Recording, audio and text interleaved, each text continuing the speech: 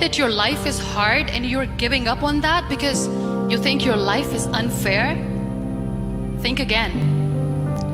I was 18 years old when I got married. I belonged to a very conservative family, a Baloch family, where good daughters never say no to their parents. My father wanted me to get married, and all I said was, if that makes you happy, I'll say yes.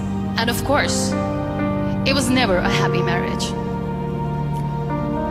Just about after 2 years of getting married, about 9 years ago, I met a car accident. Somehow my husband fell asleep and the car fell in the ditch. He managed to jump out, saved himself. I'm happy for him. But I stayed inside the car and I sustained a lot of injuries. The list is a bit long. Radius ulna of my right arm were fractured. The wrist was fractured. Shoulder bone and collarbone were fractured. My whole rib cage got fractured.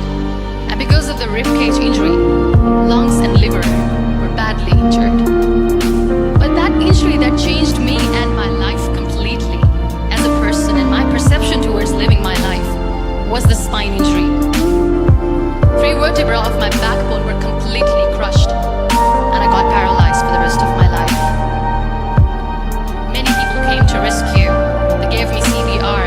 They dragged me out of the car, and while they were dragging me out, I got the complete transection of my spinal cord.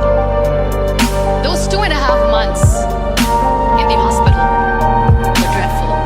I was at the verge of despair. One day, doctor came to me and he said, well, I heard that you wanted to be an artist, but you ended up being a housewife. I have a bad news for you. You won't be able to paint again. Next day, doctor came to me and said, your spine injury is so bad, you won't be able to walk again. I took a deep breath. I decided it's all right. Next day, doctor came to me and said, because of your spine injury and the fixation that you have in your back, you won't be able to give birth to a child again. That day, I was devastated. I still remember, I asked my mother, why me? And that is where I started to question my existence. Why am I even alive? And that is where I realized that the words have the power to heal the soul. My mother said to me, this too shall pass. God has a greater plan for you. I don't know what it is, but He surely has. That day I decided that I'm going to fight my fears. So I wrote down one by one all those fears. And I decided that I'm going to overcome these fears one at a time. You know what was my biggest fear? Divorce. I couldn't stand this word. I was trying to cling on to this person who didn't want me anymore, but I said no. I have to make it work. But the day I decided that this is nothing but my fear, I liberated myself by setting him free. And I made myself emotionally so strong that the day I got the news that he's getting married, I sent him a text that I'm so happy for you and wish you all the best. And he knows that I pray for him today. Number 2 was, I won't be able to be a mother again.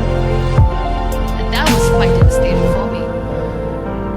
But then I realized there are so many children in the world, all they want is acceptance. So there is no point of crying, just go and adopt one. And that's what I did. 2 years later, I got this call from a very small city in Pakistan. I got a call and they said, are you Muniba Mazari? There is a baby boy and would you like to adopt? And when I say yes, I could literally feel the labor pain. I said, yes, yes, I am going to adopt him. I am coming to take him home. So when you accept yourself the way you are, the world recognizes you. It all starts from within. We have this amazing fantasy about life. This is how things should work. This is my plan. It should go as per my plan. If that doesn't happen, we give up. I never wanted to be on the wheelchair.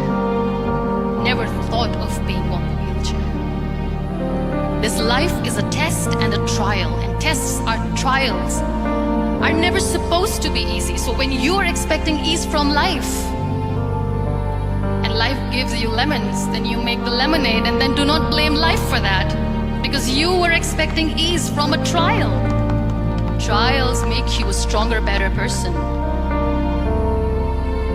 Life is a trial, and with time you realize that. It is okay to be scared. It is okay to cry. Everything is okay, but giving up should not be an option. They always say that failure is not an option. Failure should be an option, because when you fail, you get up, and then you fail, and then you get up, and that keeps you going. There are so many people in the world who are dreaming to live a life that you are living right now. You have no idea. Embrace each and every breath that you are taking. Celebrate your life. Live it.